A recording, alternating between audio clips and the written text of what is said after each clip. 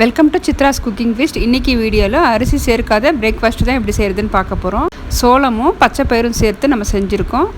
சோளத்தில் நிறைய பெனிஃபிட்ஸ் இருக்குது. இதில் நார் சத்து அதிகப்படியாக இருக்கிறதால நமக்கு மலச்சிக்கல் வராமல் தடுக்கும்.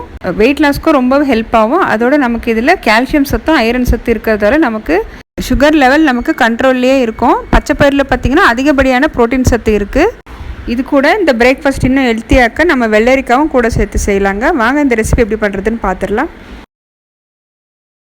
1/4 கிலோ மெஷர்மெண்ட் உள்ள கப்பில் வெள்ளை சோளம் 1 கப் அளவுக்கு எடுத்திருக்கேன். நீங்கள் சிகப்பு சோளம் கூட யூஸ் பண்ணலாம். அதே கப்பில் 1/2 கப் அளவுக்கு வெள்ளை உளுந்து சேர்த்துருக்கேன். 1/4 கப் அளவுக்கு பச்சை பயிறு சேர்த்துக்கலாம். இப்போது 1 ஸ்பூன் அளவுக்கு வெந்தயம் சேர்த்துட்டு நல்லா 2-3 தடவை வாஷ் பண்ணி எடுத்துக்கலாம். இப்போ நல்ல தண்ணி சேர்த்துட்டு ஒரு 7 to 8 மணி நேரம் நல்லா ஊற வச்சுக்கலாம். நமக்கு சோளம் ஊறுறதுக்கு டைம் எடுக்கும். நல்லா ஊறட்டும். க்ளோஸ் பண்ணி வைக்கலாம். சோளம் பச்சை பயிறு அரைச்சதுக்கப்புறம் கடைசியாக நம்ம வெள்ளரிக்காவும் சேர்த்து அரைச்சிக்கலாங்க. நம்ம வெள்ளரிக்காய் சேர்த்து செய்யும் போது தோசை இட்லி ரெண்டுமே ரொம்பவே சாஃப்டாக இருக்கும். இப்போ நம்ம ஊற வச்சது எல்லாமே நல்லா 8 மணி நேரம் ஊறி வந்திருக்கு. இப்போ மிக்ஸி ஜாரில் சேர்த்துட்டு கொஞ்சம் கொஞ்சமாக நான் அரைச்சி எடுத்துக்கிறேன். சோளம் எந்த அளவுக்கு நைஸாக அரைக்க முடியுமோ அந்த அளவுக்கு அரைச்சி எடுத்துக்கலாம். அரைச்சதை இப்போ ஒரு பவுலில் சேர்த்துக்கலாம். இப்போ மாவு பார்த்திங்கன்னா எல்லாமே அரைச்சி எடுத்தாச்சு. கடைசியாக நம்ம வெள்ளரிக்காய் அரைச்சி எடுத்துக்கலாம். வெள்ளரிக்காயில் நமக்கு அதிகப்படியான நீர் சத்து இருக்கிறதால நம்ம உடம்புக்கு ரொம்பவே நல்லது. நம்ம சேனல்லே பார்த்திங்கன்னா வெண்பூசணிக்காய் வச்சு இட்லியும் தோசையும் நான் செஞ்சு காட்டியிருக்கேன். இட்லி ரொம்ப சாஃப்டாகவும் தோசை ரொம்ப பஞ்சு போல் இருக்கும். நீங்கள் அந்த ரெசிபியும் ட்ரை பண்ணி பாருங்கள். லிங்க் டிஸ்கிரிப்ஷனில் கொடுக்குறேன். கடைசியாக வெள்ளரிக்காவை அரைச்சிட்டு நம்ம மாவு கூட சேர்த்துக்கலாம்.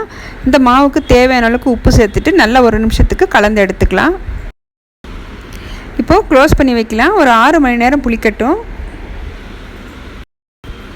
இப்போ மறுநாள் காலையில் பார்த்திங்கன்னா மாவு நல்லா பொங்கி வந்திருக்கு. நல்லா ஒரு தடவை கலந்துக்கலாம்.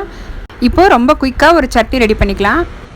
1/4 கப் அளவுக்கு வேர்க்கடலை, வறுத்த வேர்க்கடலை எடுத்திருக்கேன். 1/4 கப் அளவுக்கு உடச்சக்கடலை, இதில் சின்ன வெங்காயம் ஒரு 10 அளவுக்கு எடுத்திருக்கேன்.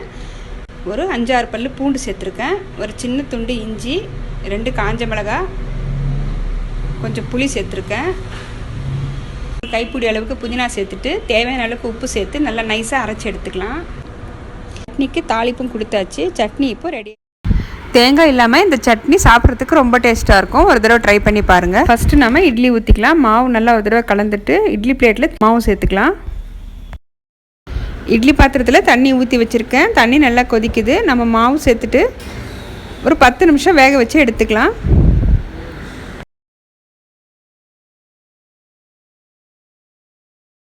இப்போது சோளம் பச்சைப்பயிறு சேர்த்த இட்லி ரெடி ஆயிடுச்சுங்க. கொஞ்சம் ஆறுனதான் நம்ம இட்லி பிளேட்லேருந்து எடுத்துக்கலாம். இப்போ அடுத்தது தோசை ஊற்றிக்கலாம். கல் நல்லா சூடாக இருக்குது. வெங்காயம் தேய்ச்சிட்டு மாவு சேர்த்துக்கலாம். மேலே 1 ஸ்பூன் அளவுக்கு எண்ணெய் சேர்த்துட்டு தோசை நல்லா மொறுமொறுப்பாக சுட்டு எடுத்துக்கலாம். தோசை ரொம்பவே சூப்பராக வந்திருக்குங்க. இப்போ ஒரு பிளேட்டுக்கு மாற்றிக்கலாம். எப்பவும் ஒரே மாதிரியான அரிசி சேர்த்த உணவுகள் எடுக்காமல் இந்த மாதிரி சோளமும் பச்சை பயிறு வச்சு நீங்கள் செஞ்சு பாருங்கள். டேஸ்ட்டும் நல்லாயிருக்கும், உடம்புக்கும் ரொம்பவே ஹெல்த்தி. இந்த டிஃபனுக்கு சைடிஷாக சட்னியும் சௌச்சௌ சாம்பாரும் செஞ்சுருக்கேன். நம்ம சேனல்லே பார்த்தீங்கன்னா அரிசி சேர்க்காத நிறைய உணவு வகைகள் நான் போஸ்ட் பண்ணியிருக்கேன். நீங்கள் அந்த வீடியோஸும் பாருங்கள். ரொம்பவே யூஸ்ஃபுல்லாக இருக்கும்.